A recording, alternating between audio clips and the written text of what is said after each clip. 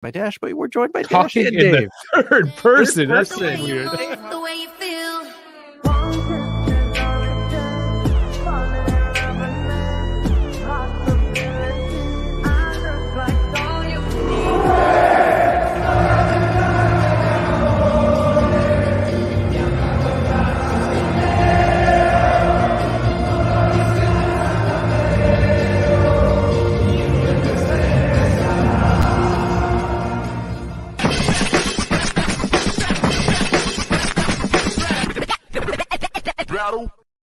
Hey everybody, it's just me today for sure, which is kind of weird, right? You guys were expecting Dave, but Dave isn't here. Dun dun dun.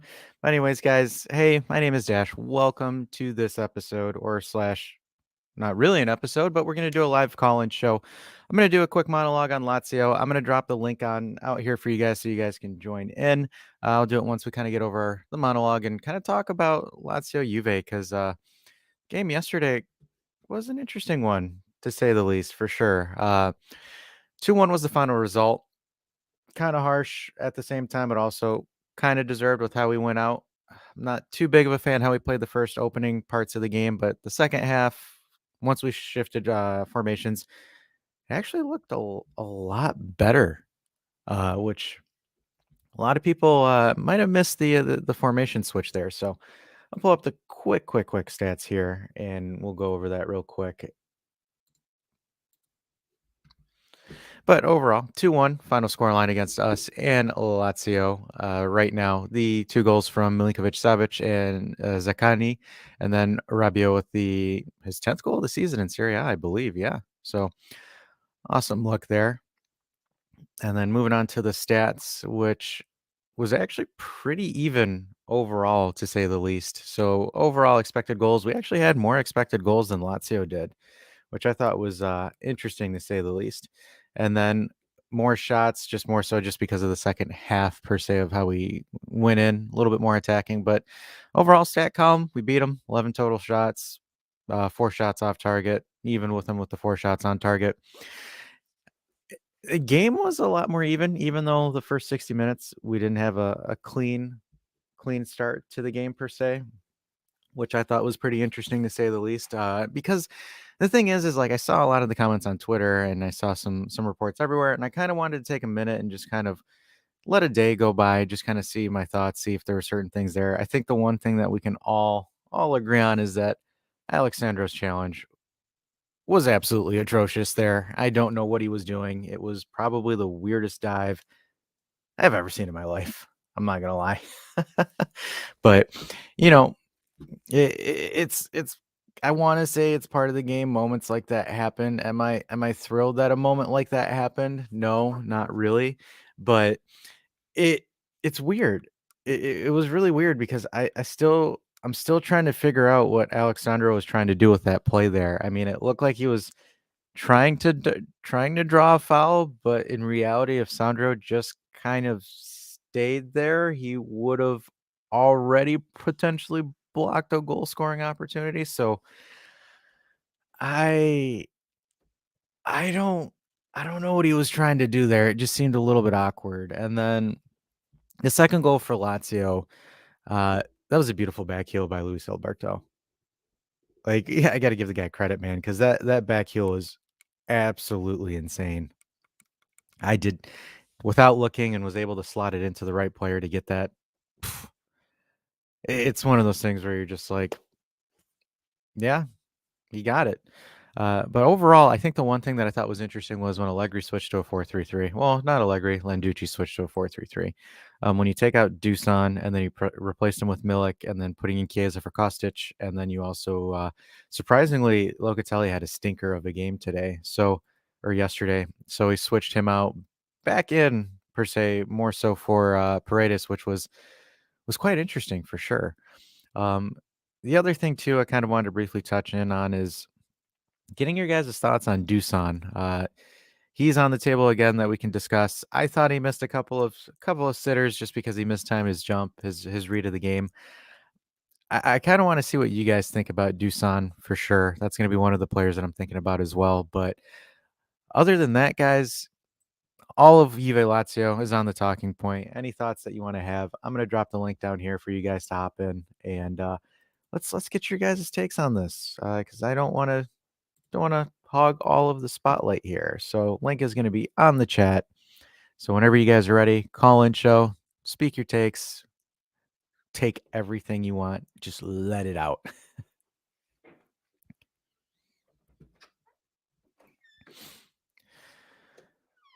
Alrighty. So as we're waiting for the call lines to go, one of the things too that I kind of wanted to talk about is Paredes actually had a decent game per se. I know a lot of people aren't going to give Paredes credit for it, but as far as moving the ball forward, he definitely actually did pretty decent yesterday, which is like, some people on Twitter say few thousand games too late per se.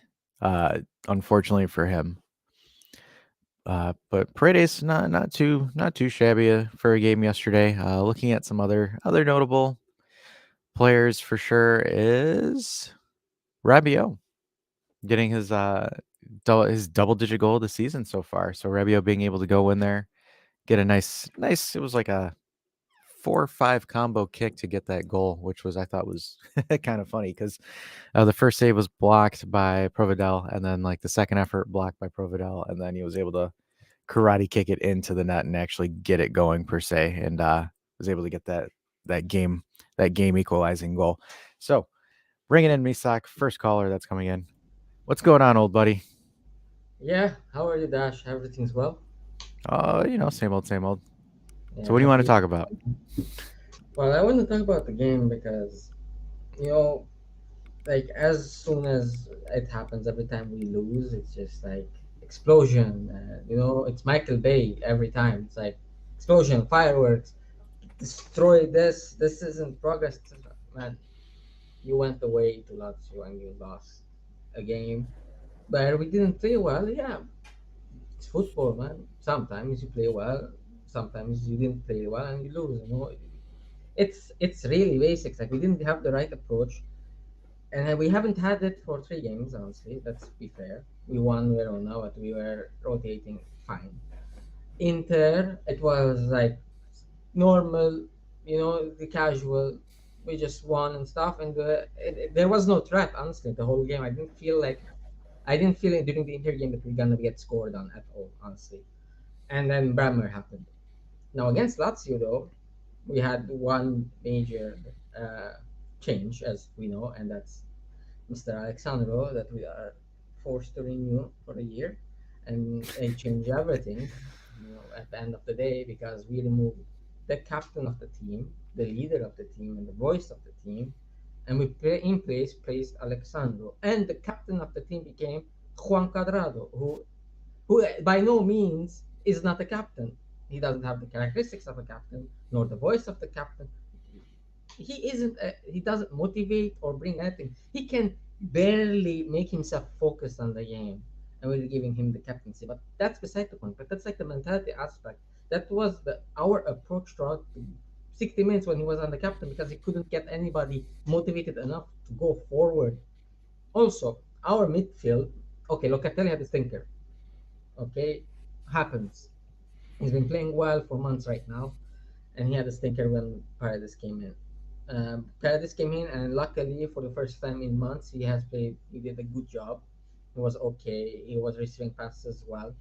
But my main problem is with this team is how structurally there's a flaw. Okay, you see when the ball is with us with our register or our black line, I don't know why our midfielders, the two medallas are just pushing up to the center back line, like pushing that line further back. Okay, meaning there is no outlet in close enough for Locatelli or the register to play passes in between to do 1-2s.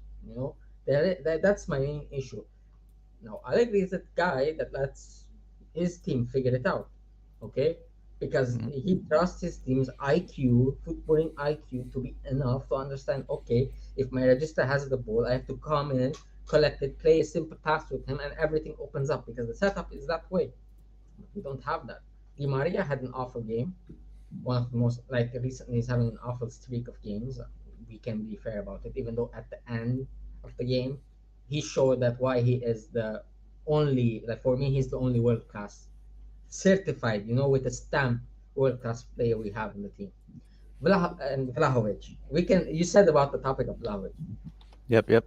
People here that say that the 75, 85 million thing, the price tag of him, is under Juve management, which is fair because we overpaid him because we were in need. Okay, that's not my issue.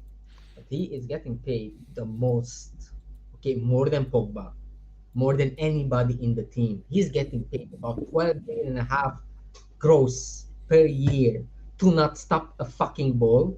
Sorry, mind my language, but to not stop a goddamn ball. Since when? Okay, then people are saying, okay, you let him leave somewhere else, they're gonna play better. Probably, depending on where he goes. If he goes to a system where he should be playing with the backing goal and he's gonna play like this, there is no hope for him.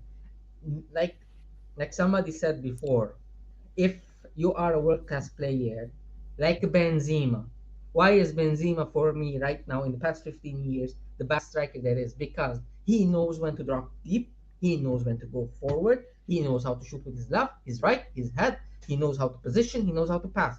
That's a striker. That's the perfect striker. It's not Robert Lewandowski as much thing. It is Benzema. That's the goal. That's the pure striker you should have in a team. Okay. Now I'm not saying Vlahovic will. I don't think he will ever reach Benzema's level. At most, if everything goes well, maybe he can get Lewandowski's level. But he can't even Yeah. do that. You know why? Because he doesn't have a right fucking foot. Because every time he has the ball, he has to put it to his left foot because that's what he's comfortable with. But you're a star. Like you are a 12.5 million forward man, and the only way you're gonna shoot the ball is with your left foot when it's coming in play in forward, like when their ball is running through it, and then like there is, I guess, situation specific striker. We are paying 12.5 million for a freaking like a situation specific striker. Are you kidding me? Are you kidding me, man? Oh, I get it, he's young and he will progress, but let's think fair. The same people that were complaining about this are complaining that Rabiot shouldn't get 10 million because you know why? Because he wasn't proving it for 3 years that he was getting 10, like 7 million, 10 million value. It is too much for a midfielder. Okay, but what has Dushan done? What has he done? And people coming in saying Milik wasn't as good. No, if you actually watch the game and what Milik did when he came up, how he was fighting, and when there was a defender on him, when the ball was high on trying topic, he would run, he would remove the defender off of his back, get to the ball, try to touch it. He miscontrolled a lot, to be fair. He must control that. But he was able to run past and get the defender off him, try to come closer because eventually if you stay far and very far from the team and be in an island, you will stay in the island and you won't have any touches. What's the point? Like when a team, Lazio is a good team, despite whatever things. Lazio is a very, very, like this season especially, credit to Sari. He has worked perfectly with the team. He has gotten them playing his sort of his style, but it's not really his pure style. It's like a more Yeah. pragmatic approach, which I like it even more because it shows that he has been adapting. Great sign from him. Okay, so there is congestion in the middle. Okay, you staying in the back line doesn't help the team at all. You are screwing your team up, man. And then you go on Twitter, which is facepalm land for me, honestly. Whenever I see the games, honestly, like my brain fries in some way. Some people saying there hasn't been progress in Pirlo. Like, Jesus Christ, have you seen the team? Okay, have you? Do you have like this? Yeah, I forgot the term for it. Like when you try to like when you cannot remember everything. Like, do you remember Pilo season properly? I have lived throughout it. And I can solely remember going until freaking April when we didn't win a single match that CR7 wasn't playing. I remember drawing and not winning a single game, losing against Parsha, losing against drawing against Zenit or some shitty team there, and even losing against Benevento, drawing against Benevento, because we didn't have CR7. We heavily relied on a 30 goal striker to save our ass. Day in, day out, day in, day out. What's the massive difference now? We don't have a 30 goal striker. We have strikers that each one has their own gimmick, let's say. One is loved and beloved by every the fan base, even though he's not proving anything. Another one that's hated, and another one that's like okay, like for example, Milik. Some fanbase likes him, some fanbase don't. Milik, nobody, Keane, everybody shits on him, even though he has scored enough decent amount of goals this season, even though he was utter crap last season, but he's improved.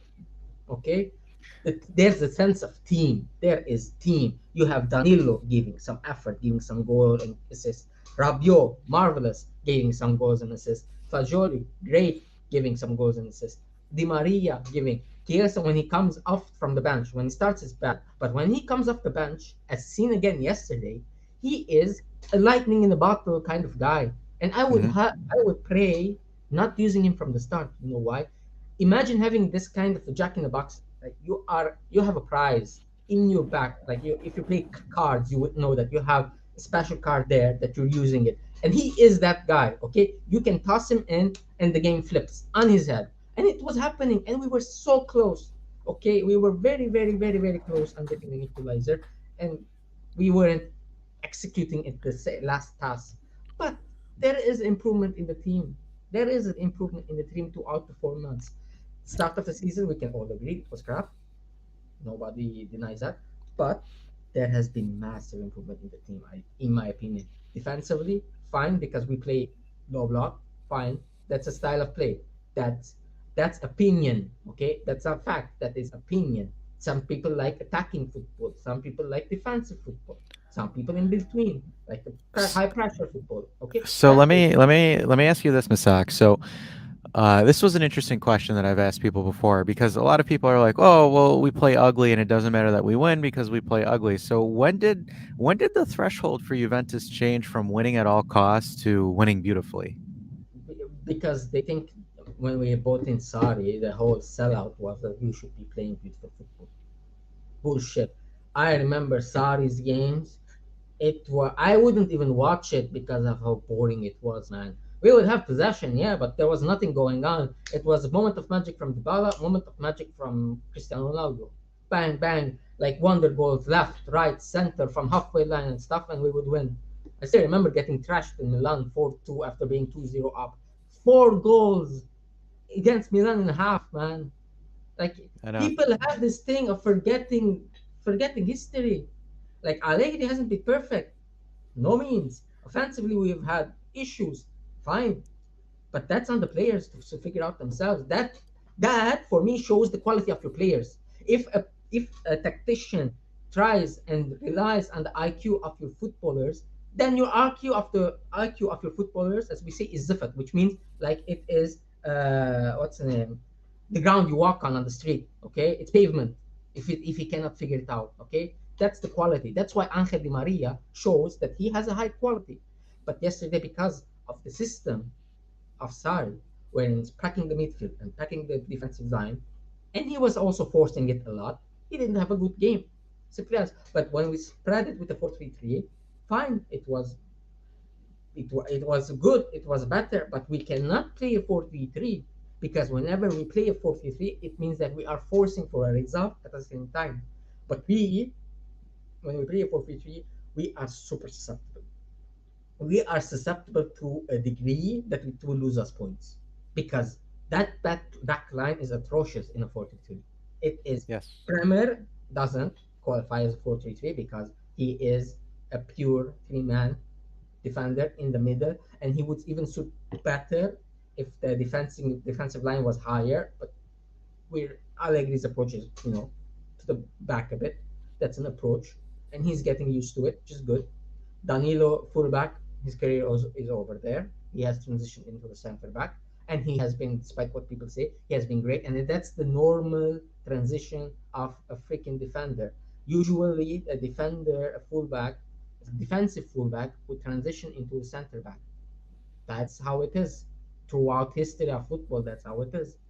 Hmm. Alexandro, just It is what it is. But Yeah, we don't you know. have a left-footed center back. We don't have a left-footed center back. Even in our, I watched the youth. Yeah, Huijsen. Mhm. He's a right-footed center back, but he's so good and ambidextrous, ambipedal. Sorry, that's just the hands. Ambipedal that he would use his left too, but he's naturally a right-footed center back. We have a major issue there.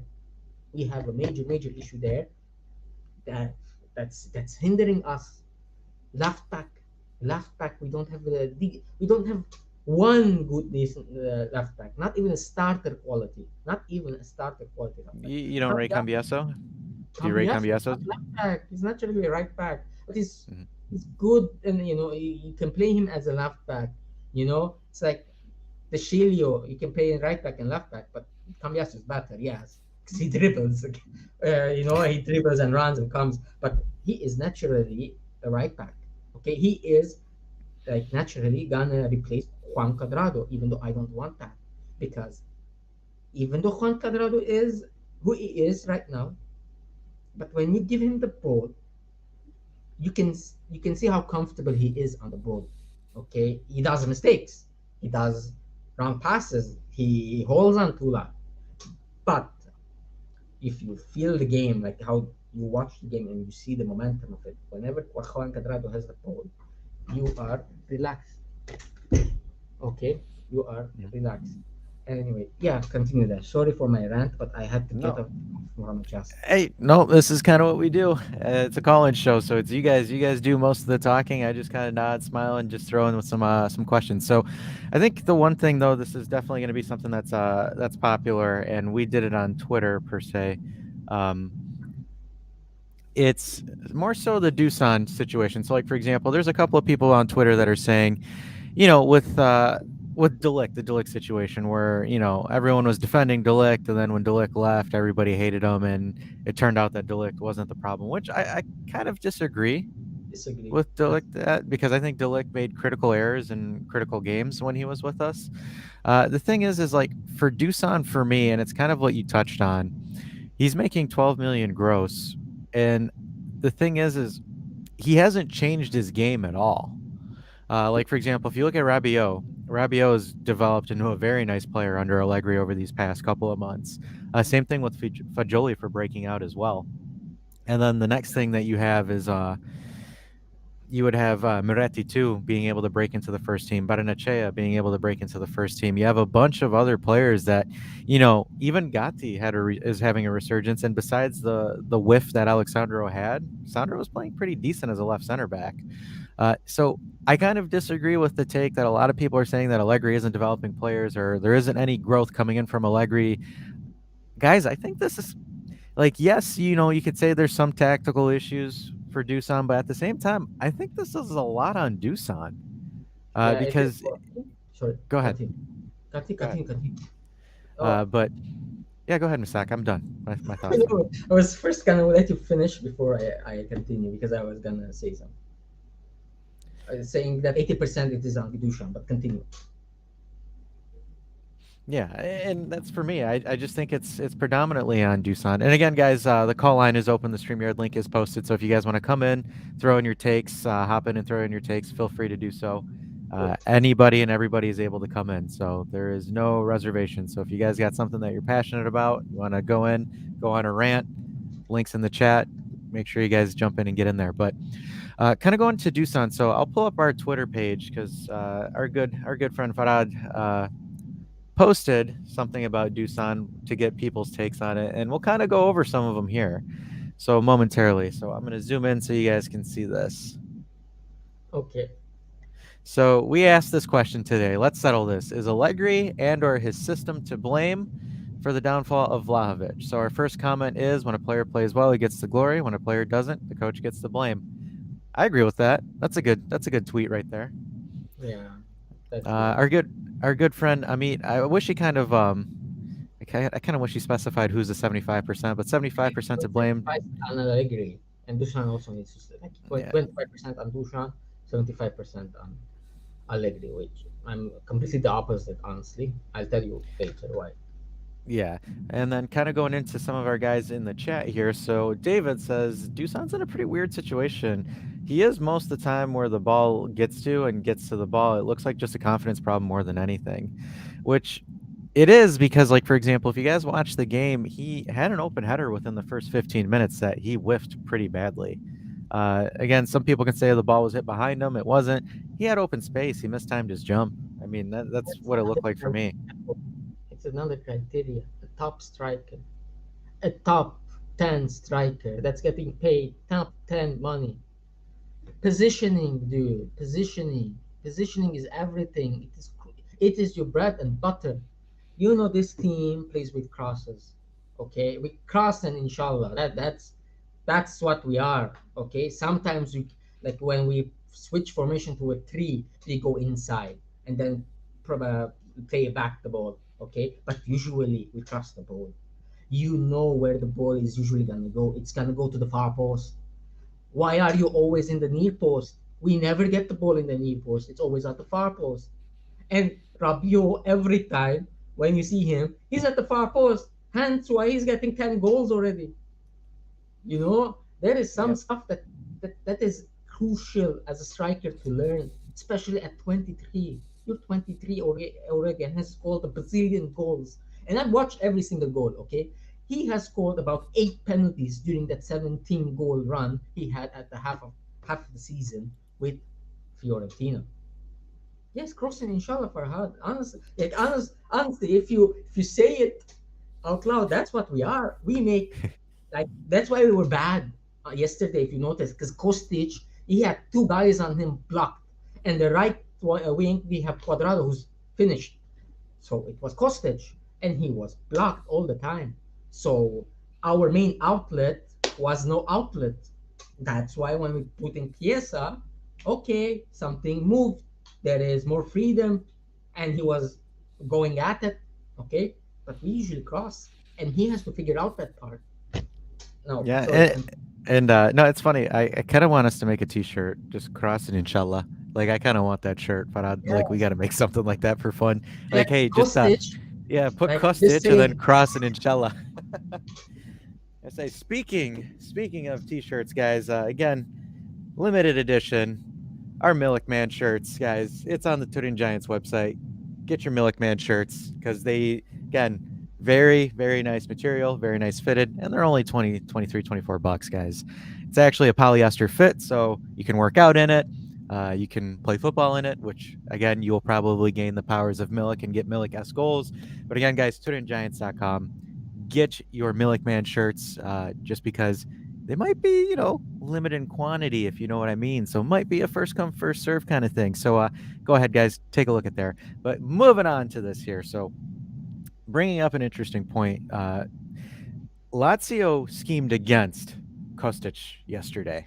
If you guys noticed that during the game, their entire game plan for the first 60 minutes until Kostic got subbed off was block Kostic from getting the ball. And they did. And then when Chiesa came in and Milik came in, they're like, wait, what? What do we do now? Because you saw Juve essentially carve Lazio up like it was nobody's business. The only problem is we just couldn't finish there. So moving on to some other tweets here. So our good friend Hamza KF Squad saying, no, Allegri is not the problem. Vlahovic is lacking confidence and is not as clinical as he was. He has chances each game, but he just doesn't convert. He is a class player going through a rough patch, but Allegri is not the problem. okay, that, I, okay, let's talk about problems and solutions. Okay, does he have for me, okay, fundamentally, I don't like if I'm relying on a player, and I'm solely relying on a player to win me games. No, for me, the fundamentals is how are you helping the team, not just by scoring goals. How are you providing with your movements, with off the ball movements, dragging defenders, just substance that helps others score, that helps Rabiot score. Costa doesn't score, but Pustic scores. And how are you improving the team? Okay, is Vlahovic improving our team for the money we're playing? He had improved our team massively last year. Honestly, like, a fair argument can be given that last year, if we didn't buy Vlahovic, we couldn't have made top four as easily as easily as we did because we made come 4 with 5 games to rest, if you remember, compared to Pirlo. Mhm. Like that's a fair argument because he was doing a top 10, even a top 5 striker's role, making goals by himself. He's not able to do that now. It's a confidence thing. How we can give him confidence by playing to his strengths, as people point out. But this is Juve. Let's remember, this is Juve. You play for the team. You give everything so that the team wins. We don't give it for Vlahovic to score goals and get the Capocannoniere. That's not our job. Our job is to win games. Okay. Now, coming back to the Allegri and Vlahovic issue, personally, they are not suited to each other. Simple as. That's why I'm more in like, okay, if we're gonna sell him, I have no problem with it. If Allegri is gonna stay, one or the other, because two of them at the same time is causing us a massive issue. I would rather, honestly, at the end of the season, I'd wait and see what we want. Like I have a facts, like at the end of your work, you do a tally of what went right and what went wrong. What went right, we would see at the end of the year if we won the Coppa Italia, we won the this, okay, and what went wrong with the Champions League, which was horrible. Never have, rarely has ever happened to Juventus, other than if we're coached under Conte. But that's it. Um, Alrighty. what is your dash about this problem? This problem, Alec, I'm gonna add Bones to the call just so we don't keep him in the waiting room too. But I'll give a quick addition. Hey Bones, what's going on, buddy? What's up? So I think you've come in at the Doosan talk. So Misak's asking me a question. I'll answer it and then I'll kind of get your take on it too, Bones. But as far as the Doosan Allegri issue, for me, the thing is like when when you're paid a certain amount of money and when you're valued at a certain amount, there's a certain amount of expectations that come with it. Like for example, Holland has the money and the expectations, and my opinion, I think he's doing what he's supposed to do. He's adapted. He's gone from a counterattacking Dortmund style to a wait for Kevin De Bruyne to cross and tap that boy in. The thing is like, in a lot of arguments that I've talked to a lot of people that are kind of bashing Allegri on the whole Dusan situation is, well, Fiorentina, he was a baller at Fiorentina and a baller at Serbia. So I'm going to break this down a little bit lightly. So the last two opponents that Serbia played weren't even top echelon European teams. It's Montenegro and Lithuania. Not that much space. It's again, that's not even that's not even top 5 league quality as far as defenses that he's playing against there. It's going to be easy to create space because, guys, Lukaku scored a hat trick against Sweden, and then the recent game against Salernitana apparently can't even head the ball 2 feet in front of the net. Like it's stuff like that where I just don't like using the Euro qualifiers as that, because right now, if you're using the Euro qualifiers, you would still say that Cristiano Ronaldo is the best player in the world because he's scoring 4 goals against Belarus or something like that. Like it's not a good benchmark. And then with Fiorentina, Misak brings up a very good point. Fiorentina is a seller's club. They sell. They don't do big purchases. They don't try to challenge for the top 4. They're not challenging for the title. What Fiorentina do, they take in a promising player, build the team around him, build up his value, and then sell him. Because you look at it, Federico Bernardeschi, you have Federico Chiesa, Dusan Vlahovic. If they kept all of those players or were somehow to keep them, they would be contending for something. But again, Fiorentina's play style with Dusan there when Dusan popped off was send the ball into the top of the box. If Dusan taps it in, we're good. Because Dusan's play style, guys, is give me the ball in open space and I'll redirect it in the net. He's not actually a finisher. He's more so a through ball and in than like an Icardi player.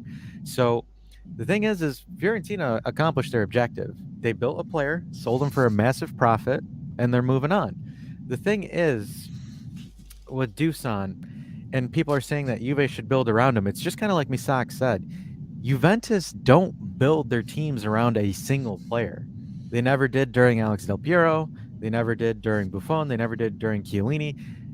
It doesn't work that way. Like even when Ronaldo was there, like one of the issues Ronaldo had was like the team wasn't giving him 30 balls a game. And then when Pirlo came in, they started doing that. And then next thing later, you had a Ronaldo problem. because when Ronaldo didn't play, the team played poorly, and then when Allegri first came in, the team didn't have a focal point because of Ronaldo essentially hijacking Pirlo's coaching tactics. So the thing Like is go ahead. someone had said before, he was like, when you have a cut, like a big wound, okay, you have an exposed wound, and you're just putting like a Snoopy Dog band-aid on it, okay, and you're covering it with that. That was Cristiano Ronaldo. We had a massive wound, which was our complete backline and our midfield, and we put the CR7 on top of it and said everything's okay. Or that meme, the It's one with the glass it's tank of fine. water, and you're Yeah. just plaster on it, everything's fine. That's Cristiano Ronaldo of us. Now what's happening is that wound was exposed last year without Ronaldo. And then Vlahovic was a small plaster in that big wound, didn't cover it at all. Now that wound is slowly healing, okay? It's healing because we have components of a team, s- like different moving wheels, not a big one, small one, that are working together, but aren't as smoothly twisting as we should, as we expect from Juventus team. We can agree on that as a usual Juventus team. But context is important. Our Yeah. financial situation is Yeah, hideous till now. That's Go why go. we ahead, cannot. Bones. What's your thoughts? I was gonna say going off of what he said was saying when we bought Dusan after Ronaldo, we're like, we need a striker too. We need a striker. We need a striker. My whole point back then was like, dude, we do not need a striker. We have no one who provides any creativity back then. Like he says, it's kind of we're slowly healing, but we had no one to provide the strikers with anything, any form of ball, any form of like space, nothing. It's like we didn't need a No, striker. We needed a better defense. We needed someone to like patch the holes in the back. But like I don't know, it's always been a mentality like a lot of teams will just throw another striker. But And that's Chelsea. And in my opinion, I rate us higher than Chelsea. We're not a club like Chelsea, but Chelsea rates us higher than them right now. Like, what's going on there? yeah. But again, that's kind of like the Chelsea thing, right? Buying a new striker every couple years, and since Ronaldo, we went through Ronaldo, Higuain, and I'm saying in the 3-year period, Ronaldo, Higuain, Alvaro Morata, Paulo Dybala, Dusan Vlahovic, Milik, Moise Kean.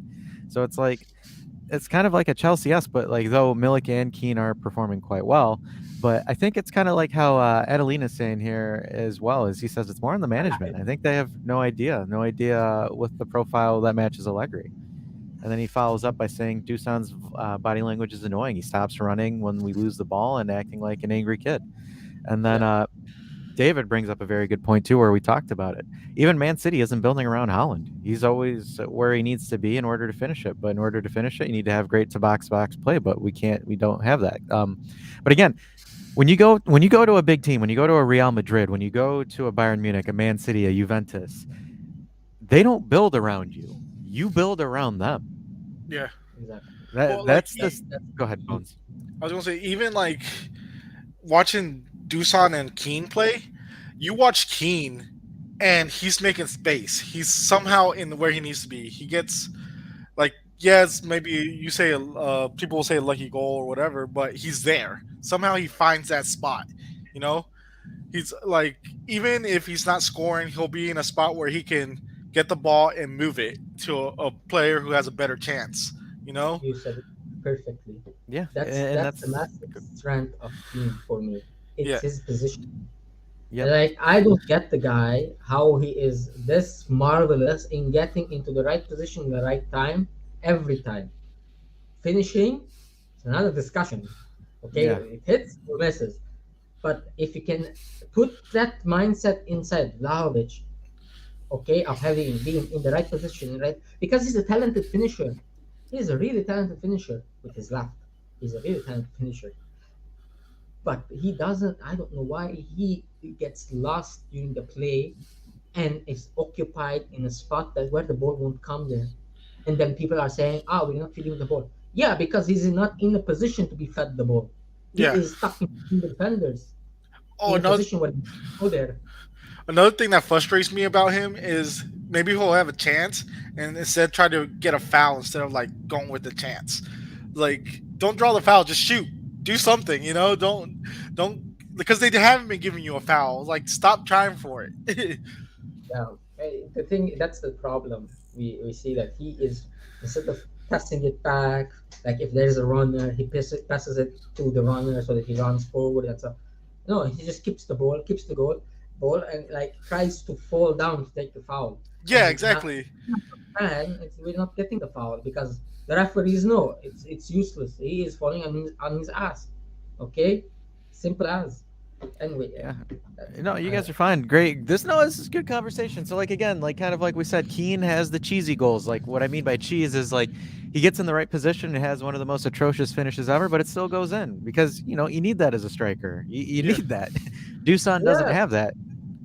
yeah, Uh, and that's it. Also frustrates me that people will talk bad about Keane like that, and then Dusan's like, "Oh, it's okay, Dusan, you get it. It's okay, Dusan." It's like Keane yeah. is doing That more, and you guys are giving him the like most atrocious like feeds ever. It's like, "Oh, you suck at the out the team." It's like, no, the dude's doing great. All right.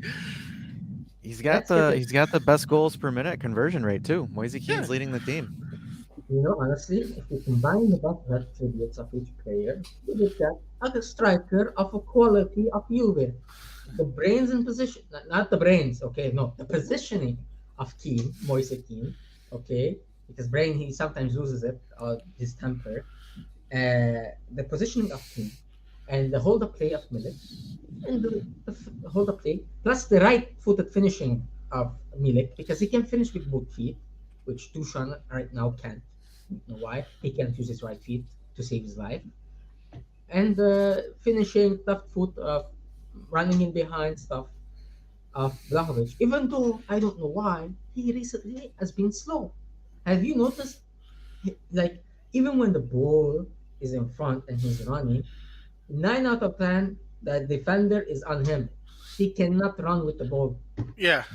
which Hmm. was his strength. That's what I was told. I'm a customer. Okay, they sold me this, and I'm not okay with it. Okay, so in the summer, proper reevaluation, man. Okay, bygones be bygones. If it works out, thank God we get the. I just want to get paid a bit more than what we pay. Okay, because at the end of the day, he's stagnated. We can say yes, but it's not helping our team at all. Yeah, He I is not gotcha. helping our team at all. Alrighty, so I've got he got off. Never mind. Just kidding. Farad was in the waiting room, but I guess he did not want to go on anymore. But anyways, so he's just like, nope. He's like, I'm good. But so Like, kind of I looking don't at want more. this take. He's like, I don't want the smoke, but no, but we're looking at Disco 3021 here saying in response to the question, this one is a little bit interesting because he says, unfortunately, yes, this is not uncommon in sports. You need to change coaches to get the most out of talent. You can't get rid of all the talent. You just move on and be done with it. So this kind of goes against the Juve DNA because since when does Juventus fire a coach and a coaching staff for just one player? That doesn't make sense to me. If he loses the locker room, you change the coach. You don't change the Yes. coach for one player. There's a difference there. Okay, we are building. We're not building on Vlahovic. Let's make it fair. We Juventus never ever builds on foreign players. He builds on Italian cores. That's the history. Some people say we're so stuck in history and stuff. Yes, the history is what makes you relevant at the end of the day. It's not the present or the future. It's your background, it's your backbone. Okay? Why is Juventus is the best club in Italy and forever will be in my lifetime, I hope. Okay? I'm with you. Of its history that we had before I was even born. Okay? It's because of all of the careers and what it is, what's the core of it is. It is a Fagioli, a midfield like that, a Gatti, a crazy, no nonsense defender. You have it at the back, okay? We had Chiellini, we had what's his name, Gentile, if you remember back in the days, okay? Crazy, no nonsense defender. That's Juve. That's what we have. We don't have. We usually didn't have elegant defenders like Iniesta a Maldini, somebody that's beautiful during defense. No, we had the hard-nosed tackling style, and Gatti feels that role to the T, and he's getting better and better. And honestly, my MVP of yesterday was Gatti because he was doing everything. Do you remember that one crossfield cross he had towards Chiesa from the Frankie. right to the left? I'm like, what the hell is what's going on?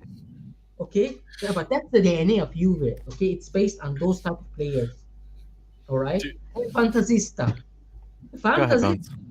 yeah, which sorry to cut you off, but I was just gonna say, going off of Gatti, it's like, how good does it feel when you see Gatti make us stop and cheer like Cellini?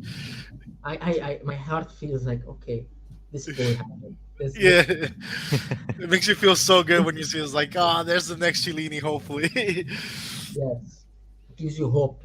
Like okay, we aren't gonna get screwed. We have hope of having a really decent defender that's growing slowly, slowly.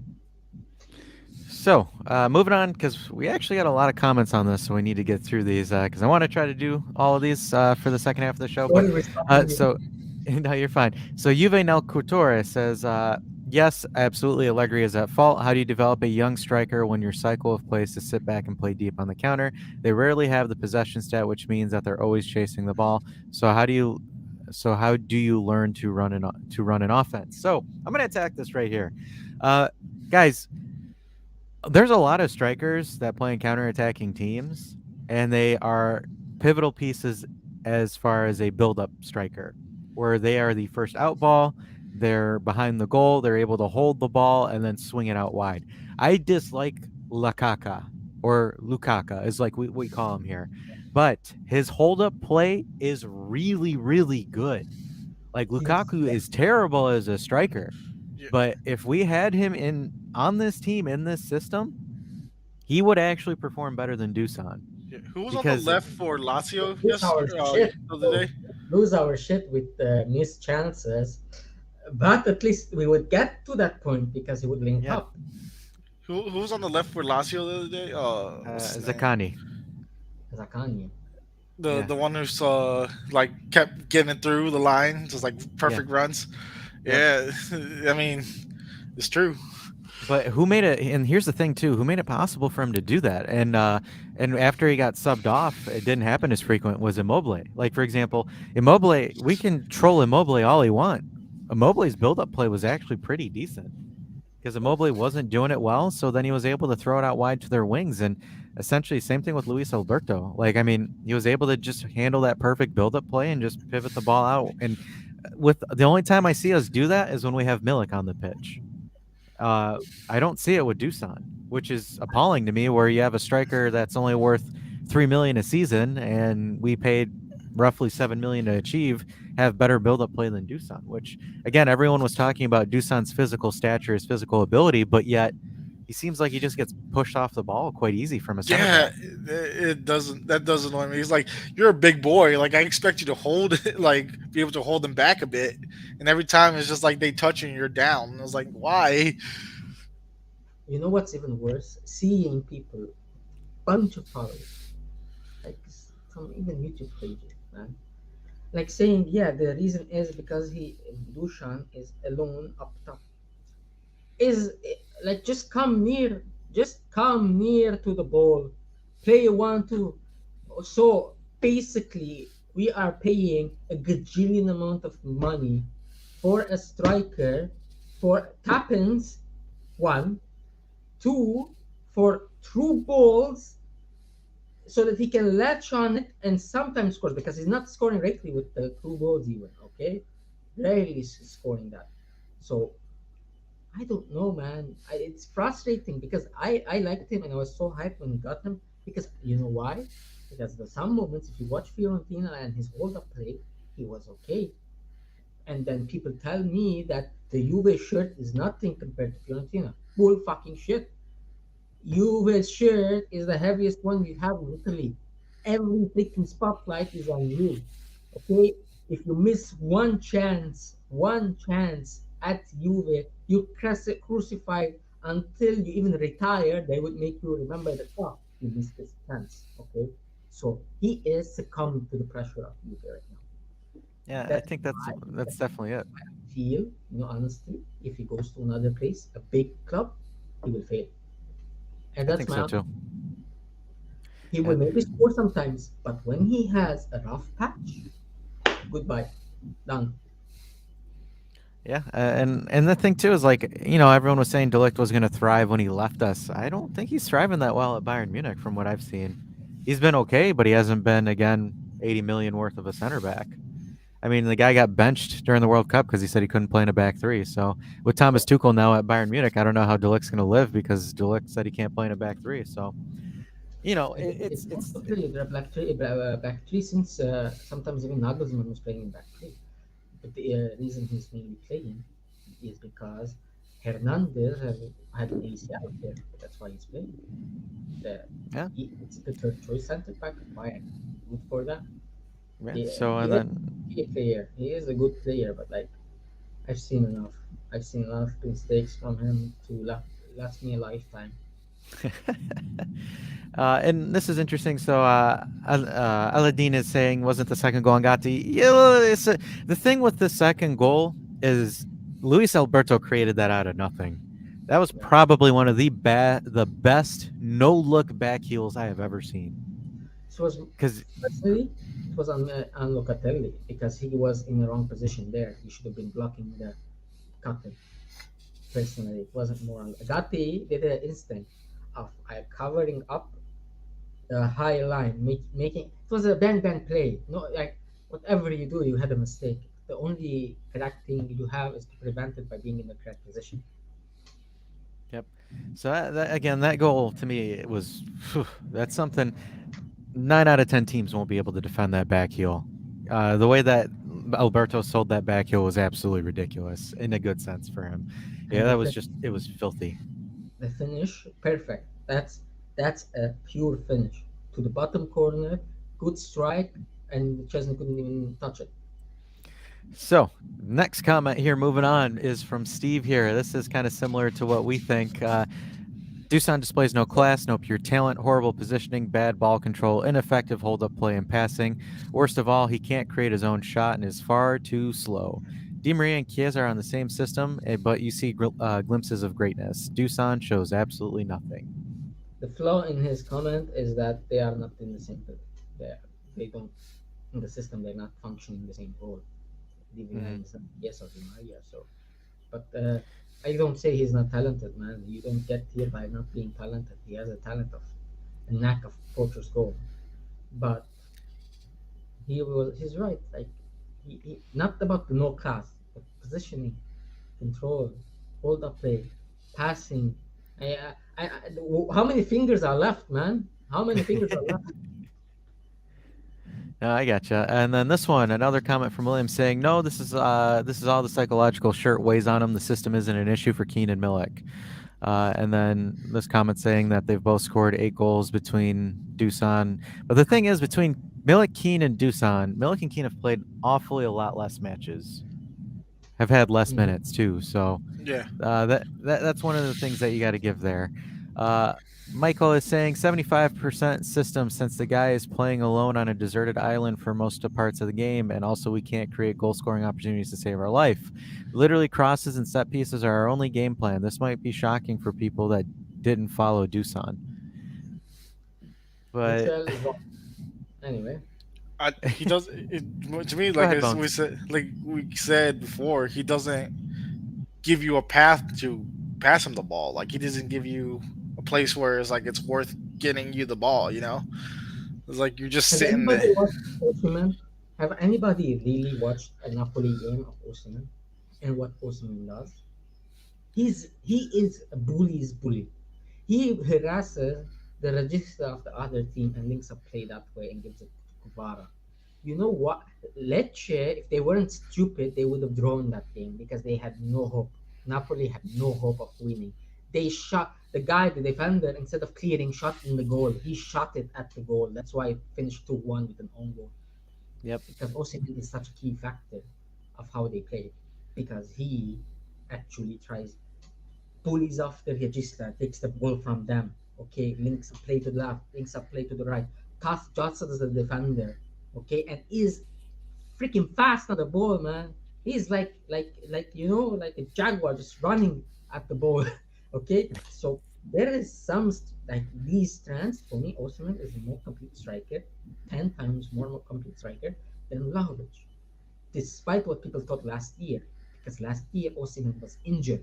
Okay, he broke his skull like a dumbass.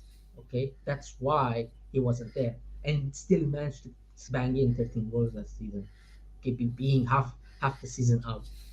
He's a complete striker for me. Okay, something that Yes. Vlahovic has to strive on. Yeah, and Osimhen also, guys, he also reads the game very, very well. I mean, like for example, the first goal he scored against us when Kara shot the ball at Szczesny, and he knew where he was going to be. He knew where the deflection was going to be. Osimhen is Bro, again probably the headers. most complete striker in Serie A right now. Bestar is saying 70% Vlahovic, 30% the system. He gets chances but just doesn't convert them. I think that's Yeah, pretty much Exactly. what we've said.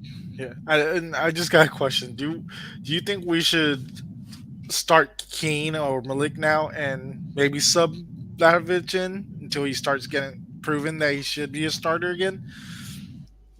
I wouldn't start Kane on It's maybe against it the full I would start Kane. Okay, but I would put start Milik, then put in Vlahovic. See how it changes. Maybe it just gives him more fire to fight and do what he should be doing as a top striker. It's not about the scoring your goals. It's giving, making opportunities, and how do you facilitate for your team.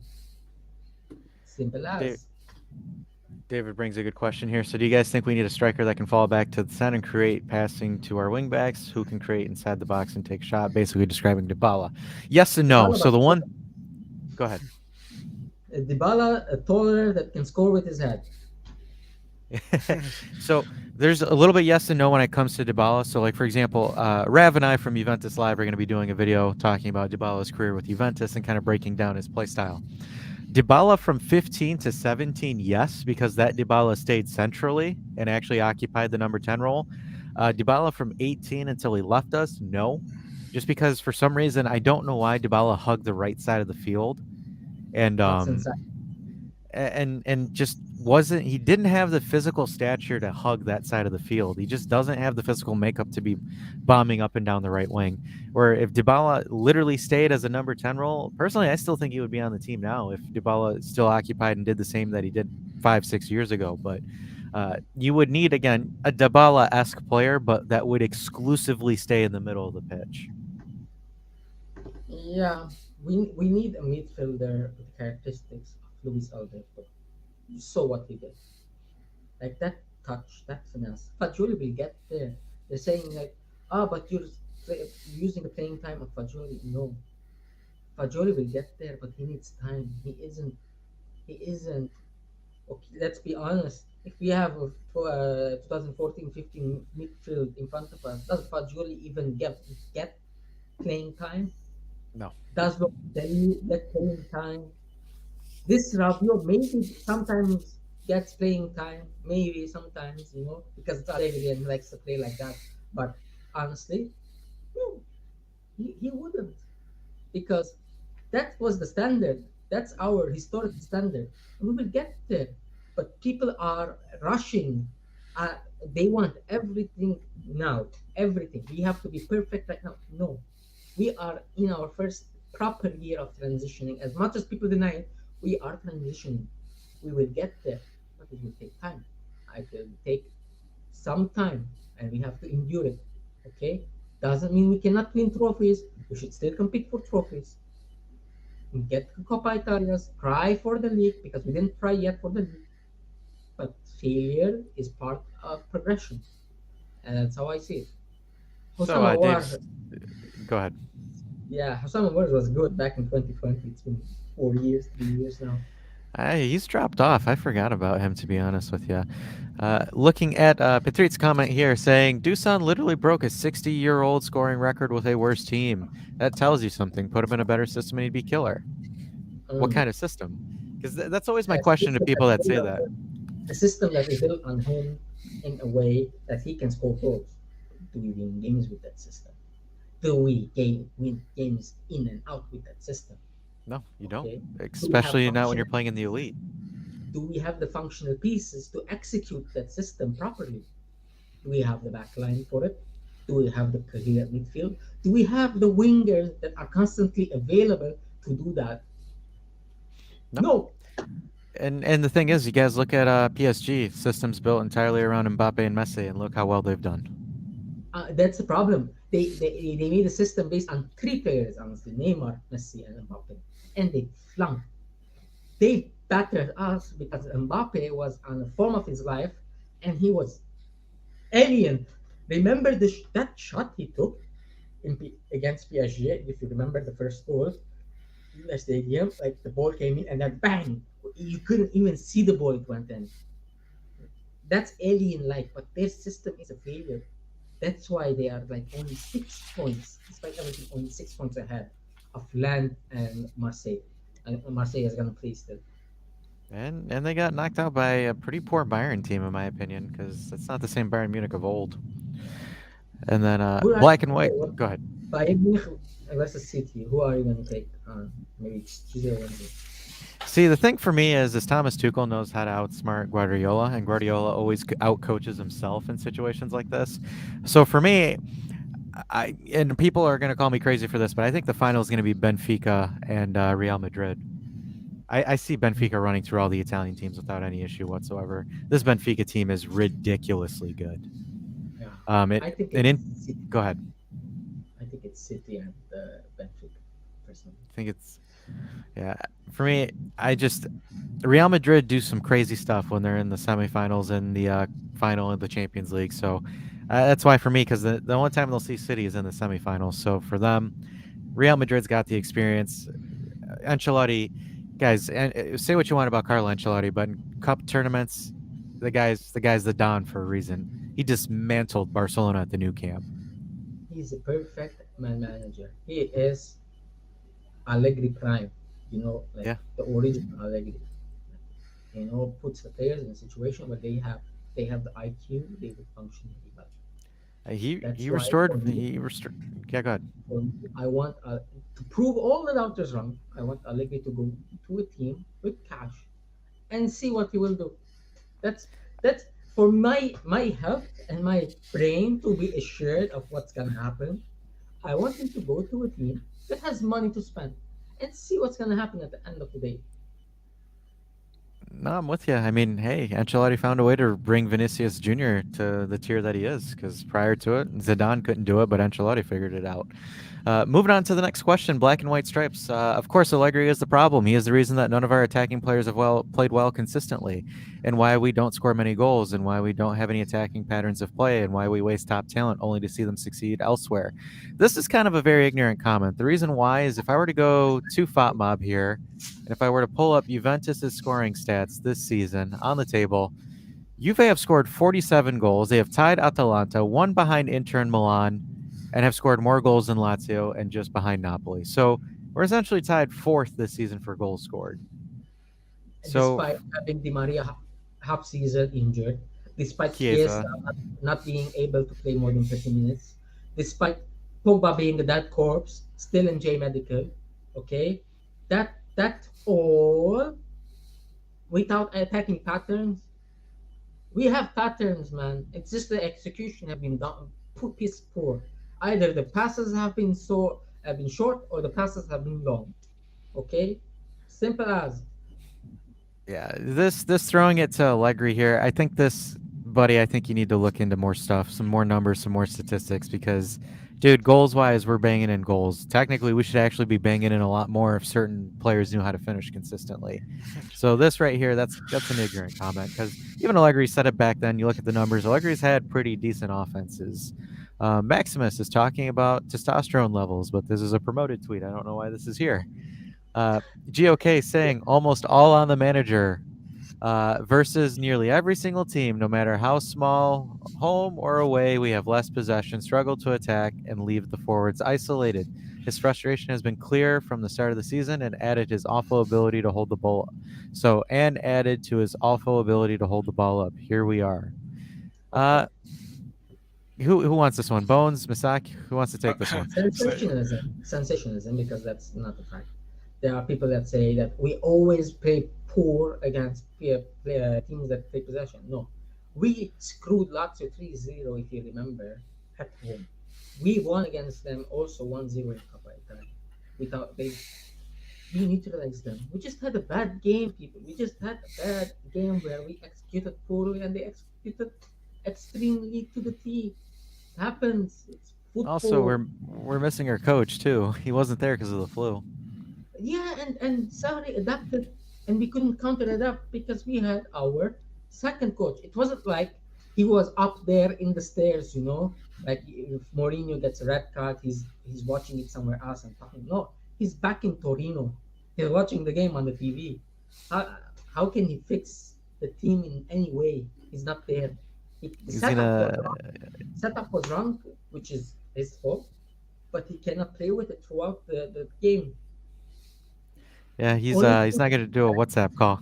wait, only thing that was planned, anything that you plan is in the 68th minute with the 4-3-3. Yeah, Okay, he would give that like, okay, at the 68th minute during the break, you do this. What and player then do you have? from Lazio, I think everyone was in consensus with Luis Luis Alberto. Alberto, yeah. Yeah, Luis Alberto or even SMS? Give me yeah. one. But Luis I Alberto. rather Luis Alberto. So, looking at the next comment here for Rampula, truth is somewhere in the middle. He was a young gun at Fiorentina, but the pressure is enormous at Juventus. The other thing is that these declining years for Juve after the 9 years of domination, so the club is searching for its spark again. He's underperforming, but he can turn it around. This is a fair take. This is a good Perfect. take. This Yeah. is a great Uh, pick. yeah. Well, I mean, I want him to do good. Like it's not me saying like get him the out of here. Like I do want him to do good, but it's like but I want to see him trying to change, and that's the only thing I haven't seen. Yeah, and that's the thing. I just haven't seen him adapt. It's Yeah, just that's He it. won't adapt. That's my issue. I don't feel like he will adapt. Okay, if he will not adapt, that's fine. Anyway, guys, I will go because I have birthday to go to. Anyway, cheers and for May, you ever. yeah, Thank you very much. appreciate it. Thanks, all right, thanks man. for Take coming care on. Subscribe, please, people, for And and more get content. your shirts. yeah, Get the get shit. your Milik shirts. But guys, again, hop on. I've put the barcode for the Discord. Misak does a lot of the talking in the Discord chat with the youngsters, so very knowledgeable. If you guys want to understand more about the next gen, hop on the Discord, ask Misak a question, he'll respond to you. And let's start with the cross and inshallah t-shirt. Give Farah the idea of like a cross stitch and inshallah. Maybe if he hits, maybe look, if he hits 15 assists this season, 15 plus, let's go for it. Anyway, good night. Yep, we'll see you, Misaka. Bones, we'll finish this one off quite quickly too. But David giving us a question here. If we consider all the problems that Allegri had to navigate through, you can't blame everything on him. Yes, because most coaches would flounder at the fact of getting a minus 15-point deduction midseason. Yeah, Guys, we're kind of lucky that we had him kind of just sit there and be like, okay, let me try to rein this in. Let's try to get this together. I'm not gonna lie though. At the beginning, he really Allegri really used to annoy me. I Like get it. especially I get it. and like you said, like it's fair to say he's done a lot now. There's still things that I'm like why like I don't understand some of his moves, but like overall we're in a good place. Like second, we're in second, Yep, and we're and waiting on the verdict that is coming out on the 19th. So yeah, almost there. Looking at the next comment, so Frichter's Ben saying yes, no doubt, but also no doubt that the player can do better in uneasy circumstances. That's a fair take. Dookie saying yes because of the system, because he has an amazing first touch. Sarcasm. Uh, Salvatore says, I think the blame is on both sides. Having said this, Allegri plays with a three-man midfield where none are actually playmakers. I disagree. I think Fajoli is classified as a playmaker. And then the wings are defending more than attacking. I disagree because Kostic is up 90% of the time. Then Vlahovic is left alone with Di Maria / Chiesa against 5 or 6 men. It is impossible for him to grow like this. The thing is like the excuse making for him is it just baffles me. Because they're like, oh, well, here's 5 problems, but it's just impossible for them. yeah. Like, no. Well, I keep going back to Keane, but I was like, it frustrates me because they bash on Keane and then they're like, "Oh, it's okay, Dusan. It's okay. It's It's not your fault." okay. It's Yeah, okay. and It's okay. it's like, and then they're like, they're always like, he's young. Dusan's young. It's like, so is Keen. Keen is young. They're the It's like, same age. They're the yeah. same age. Like that's the one thing that baffles me is when people talk about that. It's like, guys, you realize Keen and Doosan are roughly the same age. What? All right. So Farbad, Farhad's evil twin says Vlahovic, Dybala, Chiesa all on the decline because of Allegri. His system's just good for Danilo. Okay. Dybala's best seasons were under Allegri. So like statistically, his best seasons are under Allegri. So I don't understand that take. That makes no sense to me. And Chiesa, again, we've only had Chiesa for like less than half a season due to his leg injury. So how is Chiesa declining when the guy's coming back from an ACL tear? Like, come on, Yeah. guys. Like, come on now. Come on now. David also chipping in saying they are literally a couple weeks apart in age. He is correct, ladies and gentlemen. And then Sandro De Jong, that's actually an interesting combination there. Strikers live to score goals. In Allegri's system, the striker's main goal isn't to score goals, but he doesn't do anything else. Like, okay, if you're trying to say, okay, great, Mandzukic did everything else. Dusan does not do what Mandzukic does. The only player that's close to doing that is Milik, so that makes no sense to me there. And then Bones, if you got any passionate thoughts on these, feel free to chime in. Just say dash, Yeah. stop talking. And then Juve Loco says it's not Allegri's fault, but it's definitely more of a hindrance than a solution to Dusan's problems. Okay. Not Alan Chetty says something about how we're set up and how we play isn't optimized for his qualities. I don't think this is the right system where he can be a prolific goal scorer. It's not a bad take. Yeah. I mean, I, f- I feel there's some things we can change, but I mean, like we're near the end now of the Yeah. season. It's like, just let's Yeah. end this and we'll figure out like who we can bring in and And then really start solving some more issues. yeah. Hattie says a lot of it falls on the player. I can't remember the last time Dusan scored a meaningful goal for us. He's not wrong. Then Uwe, that's an interesting name. Sure, 100%. If it was only Dusan, then there would be a debate. But after 7 years with Allegri, we don't need to understand what his system and philosophy means for such players. I don't know, man. Higuain did well for us. And like Higuain was kind of Dusan-esque. Saad says partially he has a poor first touch, cannot help with a forward ball, absolutely, but no through balls or open play chances created for him either because that's the style that suits him. Yes, but the problem is he's not giving himself the positioning to make said plays. And then David says, do you think it's incentive for the management to keep Dusan playing till he gets better to drive his price tag? 100%. That's what they're doing. It is 100% what they're doing because think of it this way, guys. If they benched him for Milik or Keane, his price tag plummets. Like if there's a report, like if you see Romeo Gresti, which guys, we will be filming a podcast with him this week. But if Romeo Gresti sits there and says Dusan has been benched for Milik or for X and Y, then it's essentially pretty much going to be game over for any bargaining power for selling him. The thing is what I think Juve's management is strategically trying to do right now is that let him play, let him get a couple of goals, let him build some consistency. So when we get a buyer in the summer, we can sell him because Yeah. selling him is not on the back of the management's mind right now. It's more so likely than not, to be honest with you guys. Like I think Juve and maybe Elkin is pissed that they spent X amount of dollars for something that's not producing what they expected to Well, produce. going back to say, it was like we didn't need him. Like then we needed midfielder and like center back or left back. That's what we needed. But they're like, now we'll throw a striker at it. Yeah. And I'm kind of curious when, some of the reports get released on who made the Dusan and the Dusan thing a thing. But Yorian says it's Dusan, same like Coutinho at Barcelona, Lukaku to Chelsea, Sancho to Man United.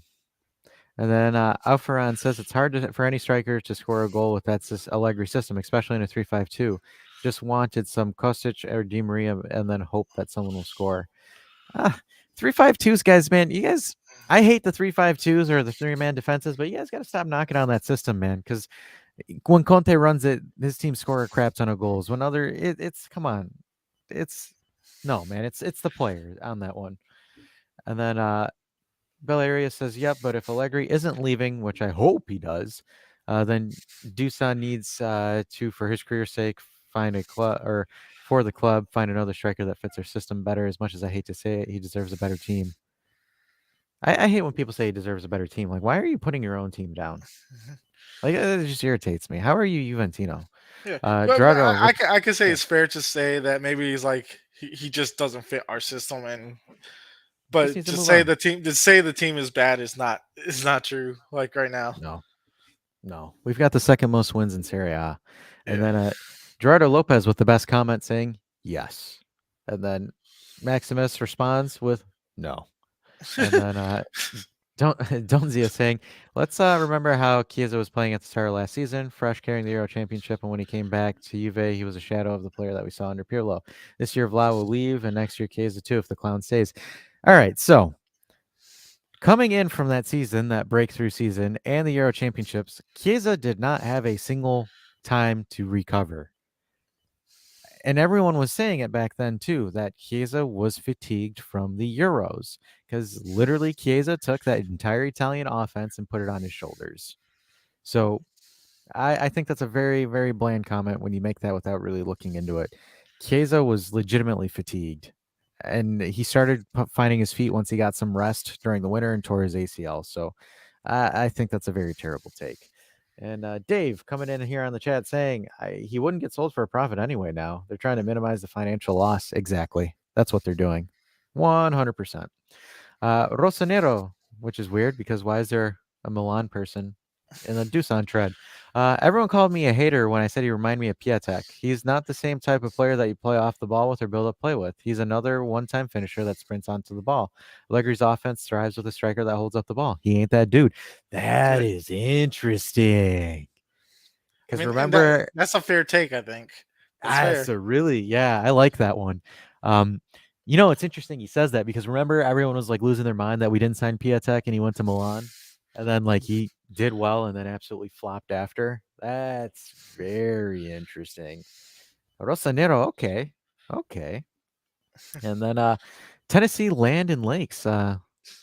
Their take is coming in saying 5 acres for $79,000. Do you think All right. Juve can buy that land and put a youth squad here? No, Yeah, they're just gonna kidding. put they're gonna invest a new youth program in Nashville.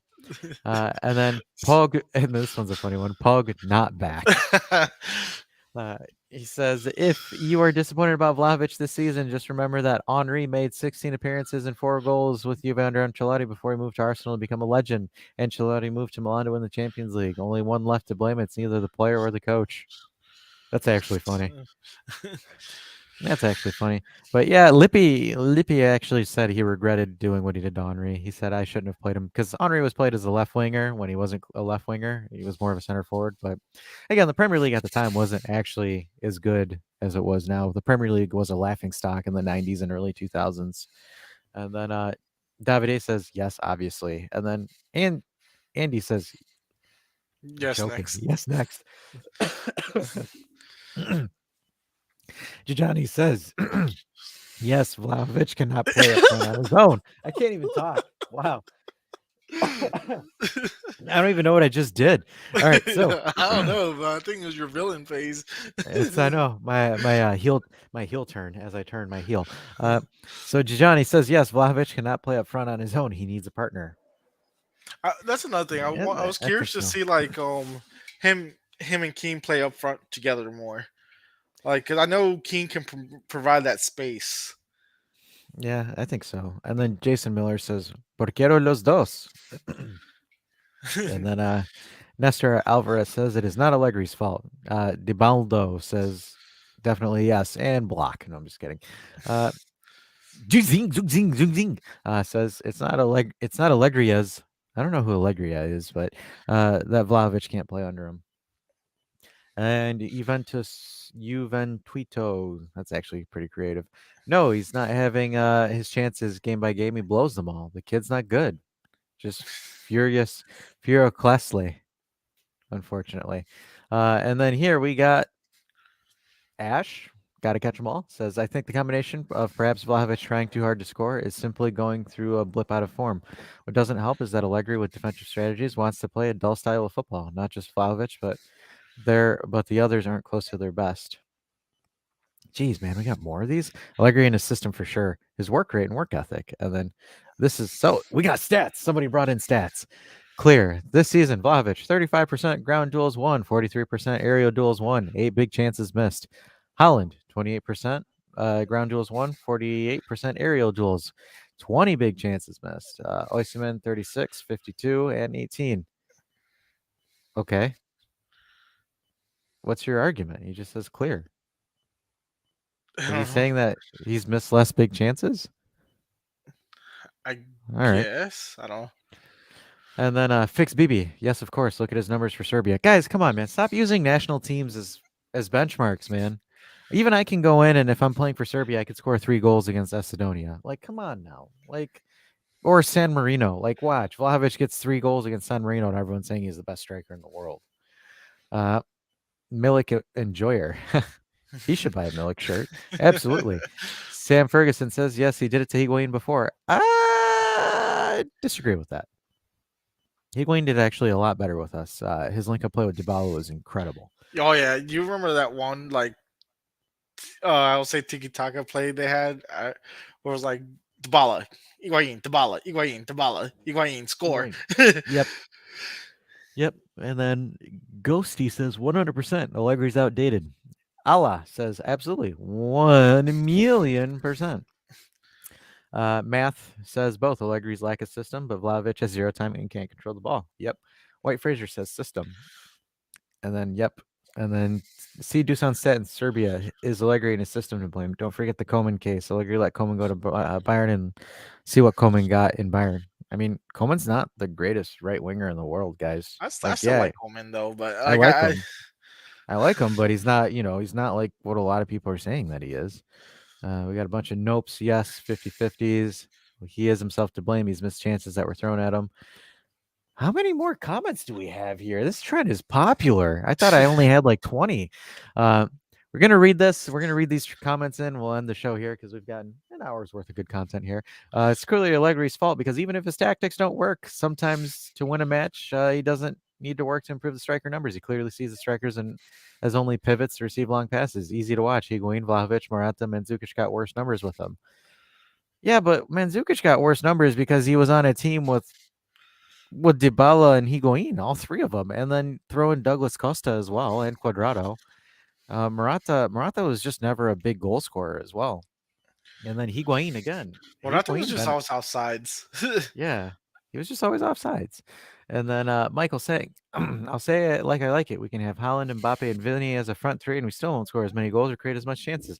Well, yeah, no shit. You need a like look at the midfield that Vinny has. Or that Holland has, of course they're not going to score as many goals as where they currently are. Come on, man. Jeez, it's some of these comments, man. We have an Interisti. Yes, gets nothing to work with. Okay. And then Juan says, not entirely, but the part of the problem for sure. Robbie, it was his decision to join Allegri under midseason. Everyone knows Allegri plays a low block counterattacking football. Juve have less creative players on the team. He chose to play counterattacking and failed at it. Now improve or leave. That is very good. He said, hey, he chose this. He came here. Yeah. And we do have some like Pogba, Fajoli are creative players, and they're gonna get better at it. Especially if Pogba comes back, it's gonna be better. Keisa's creative as hell too. Like once he gets better. And David says Higuain scored in his fat phase, the same amount of goals as Dusan. That's actually funny. And then Mark is saying just Juve. He's not the problem. Why would Beppe be the problem? That's not true. Snitch, is that Deshilio? No, I'm just kidding. Yes, we're not playing attacking football in no shape or form. And then Agnelli says yes. Hadi says, where is the damn midfield before we start blaming people? Where is the play in the middle of the park? That's a good take. That's fair. And then the Mighty comes in saying, ALGS is a complex system of symptoms that can vary greatly from one person to the next. And I guess that's what happened to Dusan, is that. And then so I think we're getting towards the end here. Just kidding. No. Okay, there's only like 3 more tweets. All right, so Owen says, I guess it's the system who makes them miss penalties, headers, and wide open chances. I knew it. I knew it. Damn it. I knew Allegri should have plugged in the controller batteries. Darn it.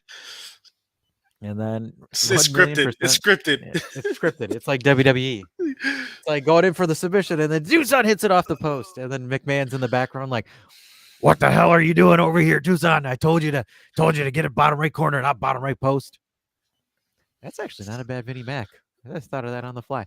And then I had Astra saying, I said it long ago, for his sake, I hope Vlahovic leaves.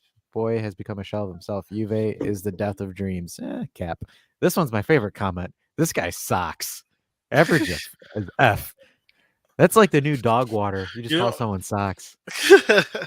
you know what? One of my buddies, like before Doosan, we bought Doosan and whatnot, and he had the rumors that because I think he's my buddy's a Hotspurs fan, unfortunately, where he was. He says, but I think they were planning on maybe Doosan as well, and he was always telling me, he's like, dude, he like people hype this guy up, but he's average at best.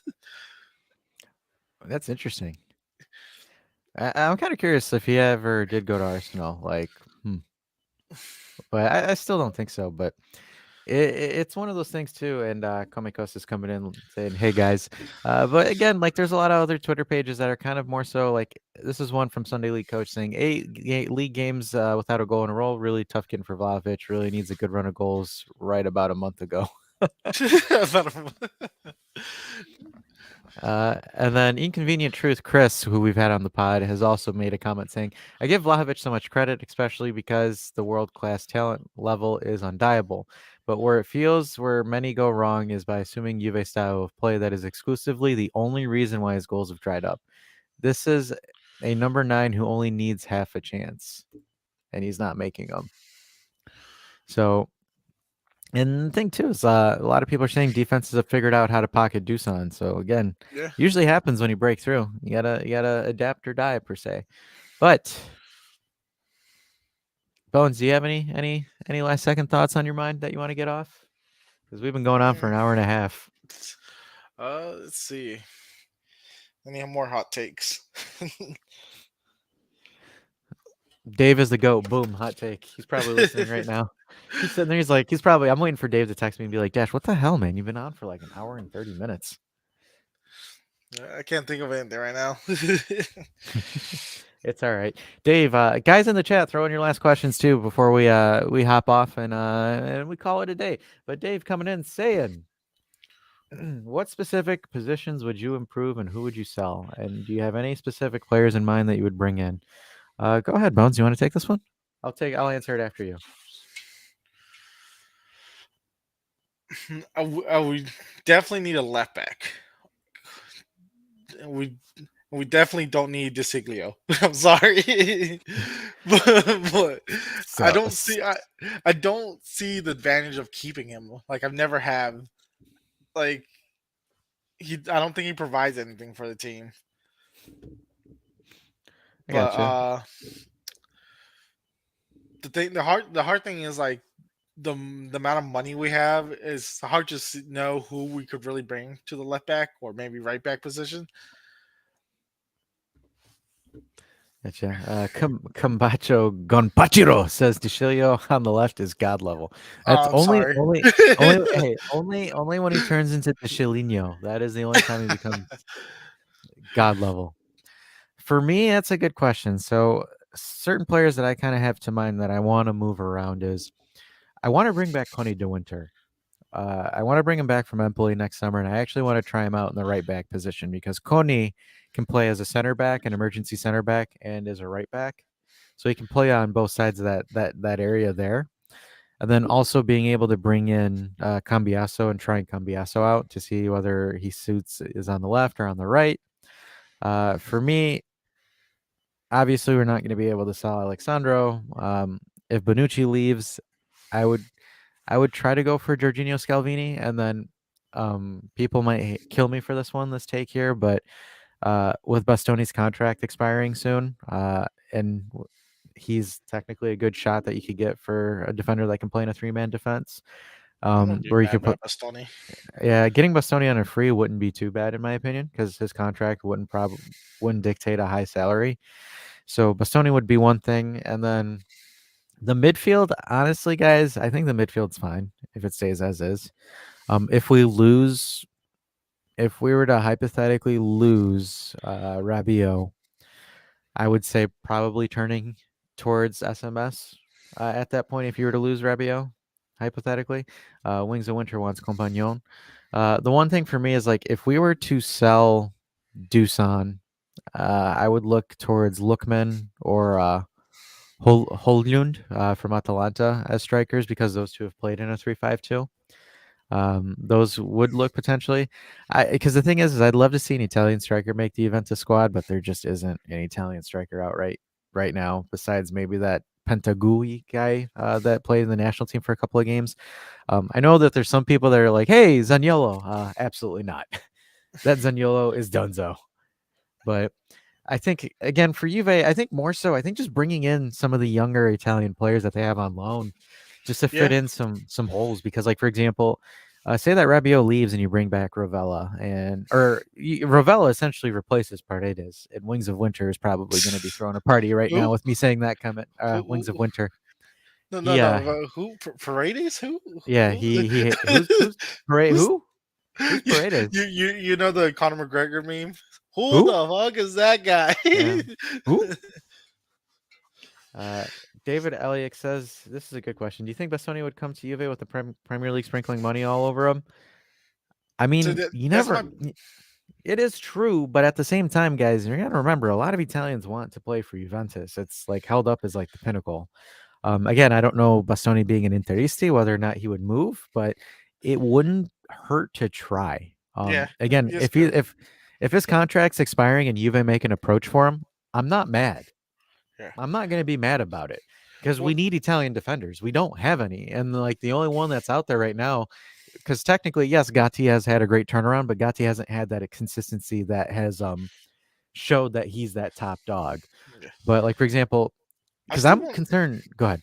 I was gonna say I still want to see Gotti like in a position where like a CDM or like even on the fullback position because he likes to get up. If you notice, he likes to get up on the field, and Yeah. and he's not a bad dribbler or a passer at all. Yep. So like I want to see him in like a try for in different positions, but I still love him as a center back as he is.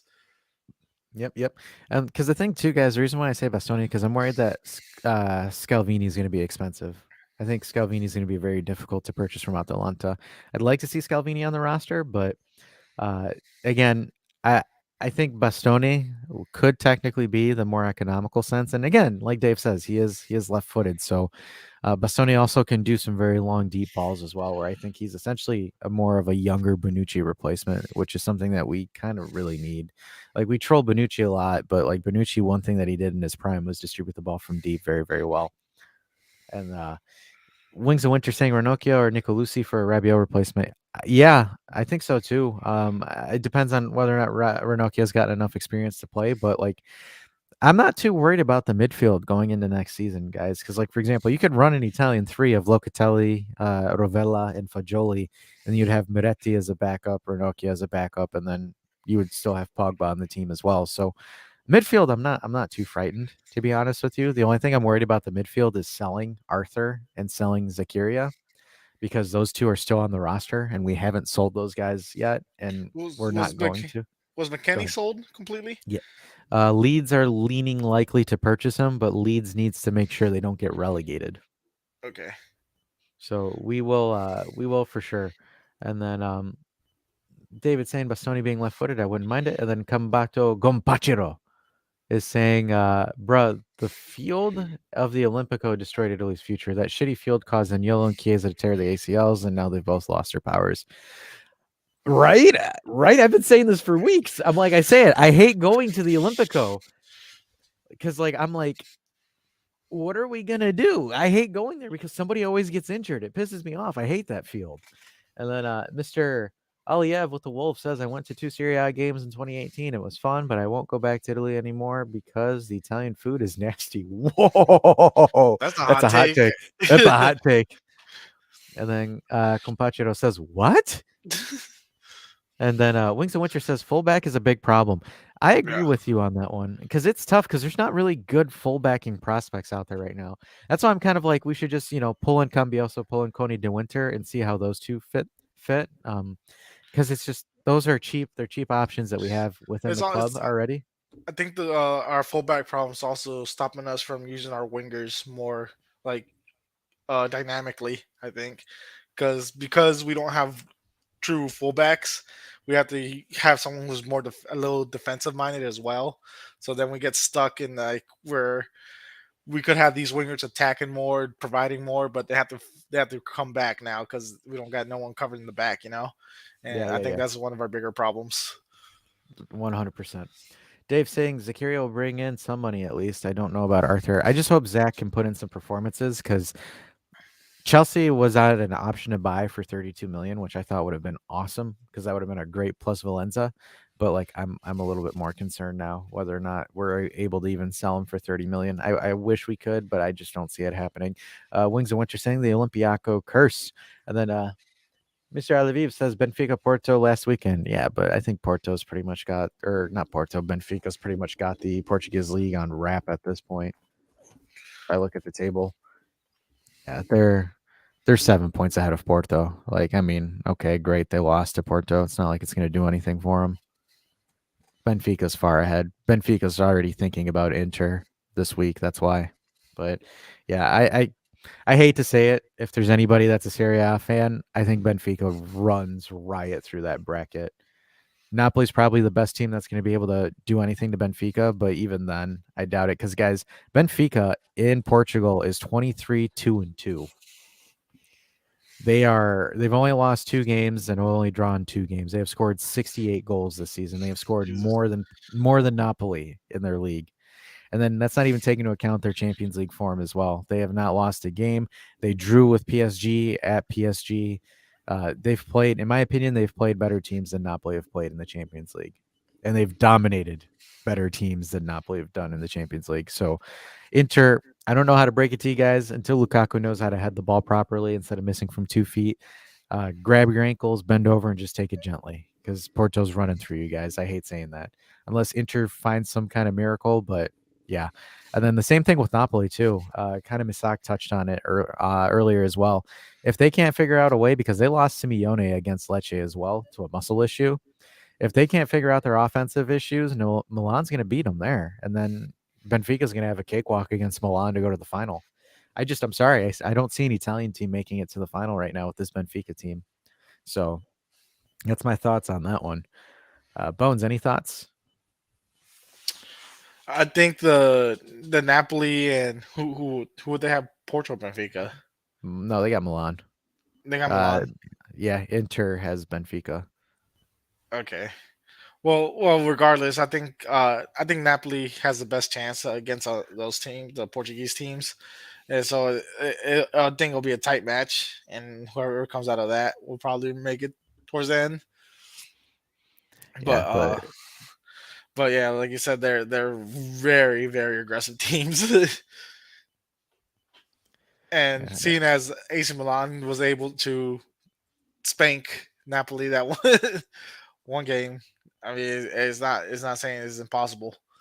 yeah, especially that Milan would have the momentum going, and they're going at home as well. Yeah, So definitely going to be an interesting mix with that one. Campaco Gompachero says the highest scoring final will be Benfica Napoli versus Real Madrid. That is his final take for the show.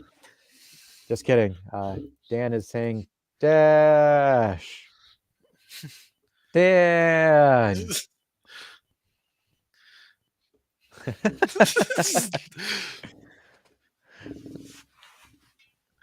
dashing. It's like he's got me on anxious now. It's like I'm wondering. I'm like, what's going on?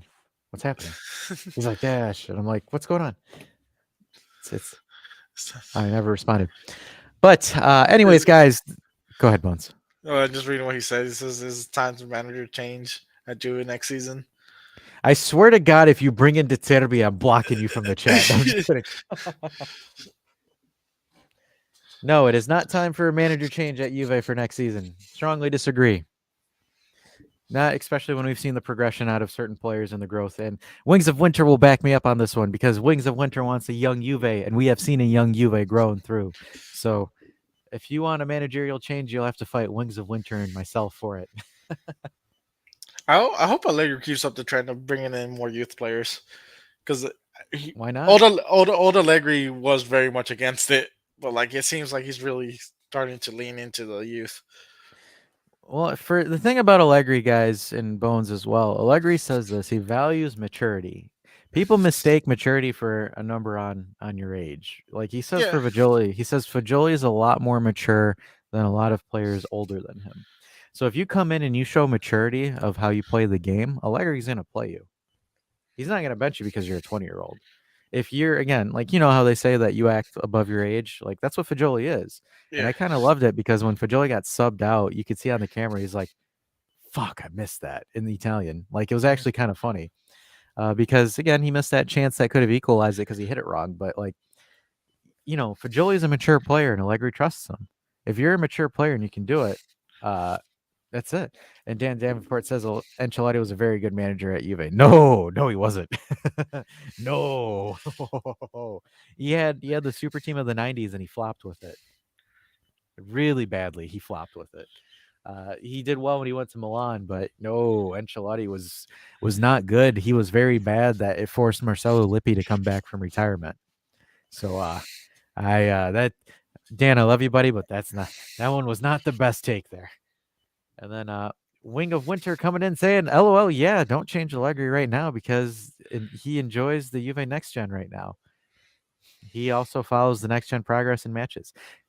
All right, so let me ask you this, Wing of Winter. When is Kenan Yildiz and Heisen coming to the first team? You think they're going to come next season? Because this might make you excited, guys. Allegri and them have requested that those two train with the first team during the summer. Ooh. So it's interesting. Dan says, "What about Mourinho? Mourinho would never come to Juventus. He respects Inter too much to go to Juve." I will say like I think we do need to really look into our youth more because the way the Premier League is able to throw money now is like our best chances does come from finding that diamond in the rough in the youth to like bring in players, you know, I mean, because a lot like of with oh, like all these other teams, like even the lowest team makes so much more money than we do that it's going to be hard to convince people unless they're like a Juventini, you know. exactly. And the thing too, guys, is the 20th ranked team in the Premier League gets 160 million off TV revenue. Just the Premier League TV revenue. So they make more money than the team that wins Serie A. Like it's ridiculous. Yeah, so it's like uh, I think that's the best way we can look at it. Is like if we can find those players that haven't been discovered yet, it's where we're gonna thrive. And then David Elibach says, I can't believe I just butchered your last name. Dave would have made fun. My Dave would have made fun of me for it. So Dave saying, I think Allegri is a Don. He needs a group that is willing to fight and act like professionals.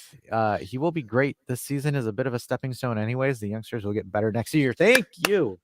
Because that is what we've been saying at the Tooting Giants for the entire season is, guys, with the amount of youngsters that have played well this season, next season is going to be insane with Yeah, how I'm much excited it for next. transfers, guys. I'm excited for next Yeah. season.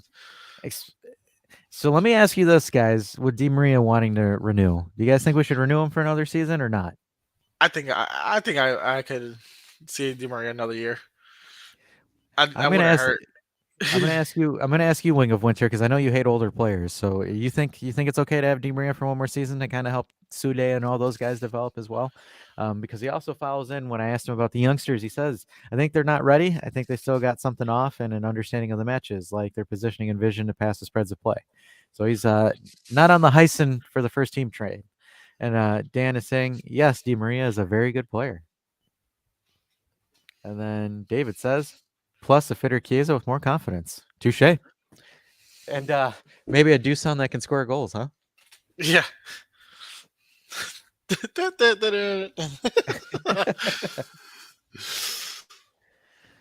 But alrighty, guys.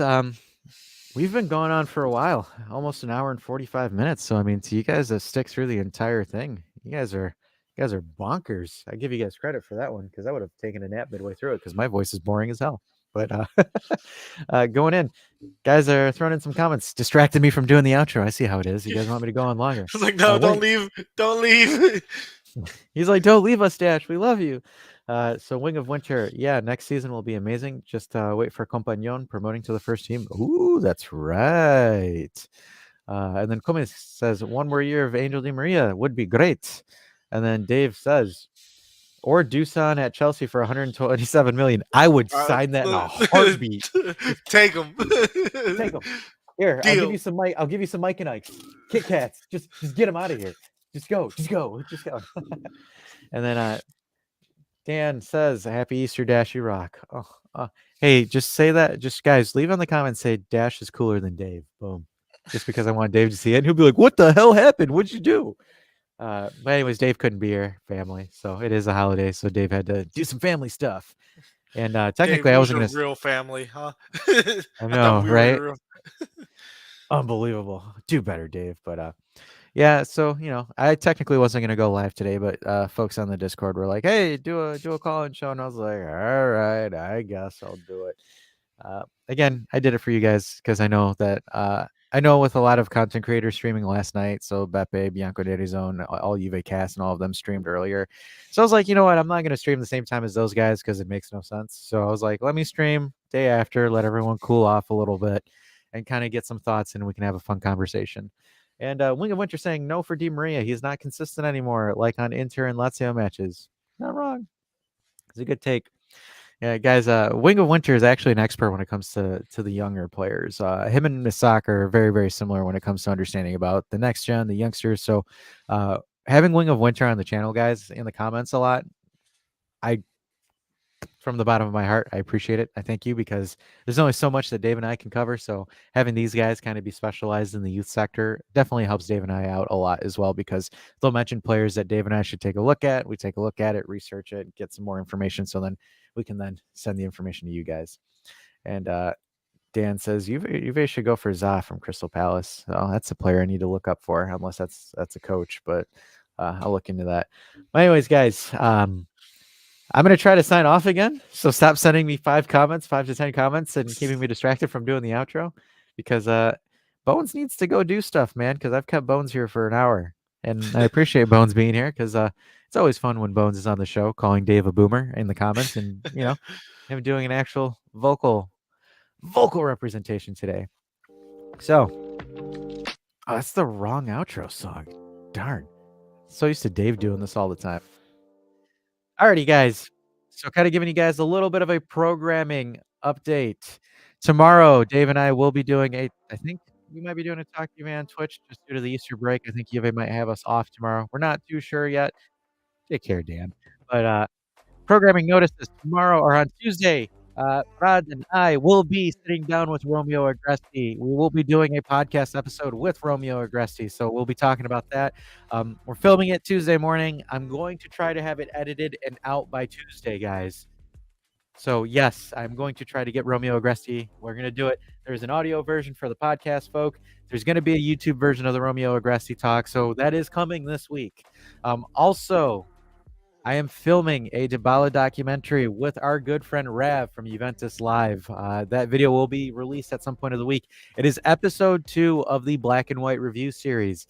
Guys, if you haven't seen the first episode, check on the channel for the first episode where Kevin and I talk about the Allianz Stadium and kind of go into the background of the stadium and all the fans and kind of the ultras perspective of it.